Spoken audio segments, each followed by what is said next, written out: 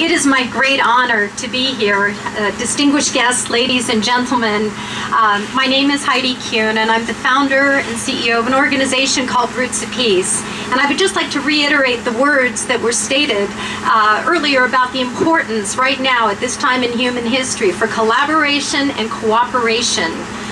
In September of 1997, 3 weeks after the late Princess Diana had died, I was asked to host a reception in my home. I had 4 children, one who I gave birth to after surviving cancer. But if anyone who's gone through under the knife would know, you make a special deal between you and your maker. Dear God, grant me the gift of life and I will do something special with it. Princess Diana catapulted the issue of landmines to the forefront of the international agenda. However, there were Canadians far before that worked so hard on this issue, including Lloyd Axworthy. And I would like to give honor to Canada for their leadership role in raising global awareness on the issue of landmines. Today, we live in a world where there's an estimated 70 million landmines in 70 countries. A decade later, we have work to do. Bridging borders, not only from here to our world headquarters in Marin County, but bridging borders between the United States and Canada. Roots of Peace, this is what advertising can do with a simple toast that began in the living room of our home. When Jerry White, who was the co-recipient of the Nobel Peace Prize through the international campaign to ban landmines, entered our family home in San Rafael. Most people customarily have taken off their shoes. Jerry took off his leg. Jerry was a Brown University graduate, wanted to hike the Holy Lands with 3 buddies on a beautiful sunny day, much like today, stepped out, it was unmarked, he stepped on a landmine, boom. So I lifted my glass and thought, what can we do here in the greater San Francisco Bay Area to really give gravitas to this landmine issue? And I thought of the vintners. So I raised my glass at a very, very simple toast that the world may go from mines to vines. And this is what advertising can do you have to look very carefully, they're out in the front, but from mines to vines. But I'll just share with you, but just the human footstep, regardless of the color of our foot, the faith in our heart, the politics in our head, these are indiscriminate weapons of mass destruction in slow motion that prevent people around the world from cultivating their lands or walking to school safely. This is what landmines do. An estimated 10,000 landmine victims are maimed or killed each year. And this is our Mines to Vines, where we began our initiative. I took my first footsteps in January of 2000 in Croatia.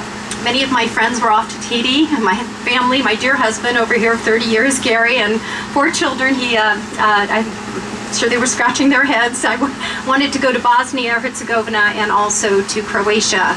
There I saw things I have never seen or could be described in my life. As a 5th-generation mother from Marin County, children were tethered to poles, and I thought they were being abused. And the mother looked at me and said, if they're surrounded by landmines, what would you do? Elderly people who had no pensions, they learned to demine the land by themselves. A woman came up to me, I'll never forget, in January of 2000 and shook my hand with a very firm Croatian handshake. And she said, thank you, on behalf not of my life, but my grandchildren's. For my husband and I had learned to demine our backyard. We thought we had gotten every landmine out. As we started the spring planting, he turned on the motor of the tractor. I was out in front gardening. It felt like we were back home. And boom, no one should ever have to pick up their dear husband of 50 years in 100 pieces. Those stories stay with you for a lifetime. Roots of Peace has taken our vision of turning mines to vines, replacing the scourge of landmines with the nectar of grapes, turning blood to wine, killing fields into vineyards, and irrespective, again, of the faith, turning swords into plowshares. This is a concept that we're very grateful to the United Nations, which gave us the garden across the street from the United Nations of Old Testament, which is respectful of Catholic, Jewish, and Muslim alike. And I think with the collaboration and cooperation and getting down to our true roots of peace is so important at this time in human history. But those words are, may they beat their swords into plowshares and their spears into pruning hooks, so that nation shall not lift up sword against nation, neither shall we learn war anymore. Earlier this year, I was in Vietnam. Across the beautiful Pacific, there's an estimated 3.5 million landmines that remain 35 years after the war has ended. My son, 25 years old, went over there with me. It was a draft card in my day. We are now drafting peace because the soils of Vietnam potentially contain the highest quality of cacao in the world other than Ghana and the Ivory Coast.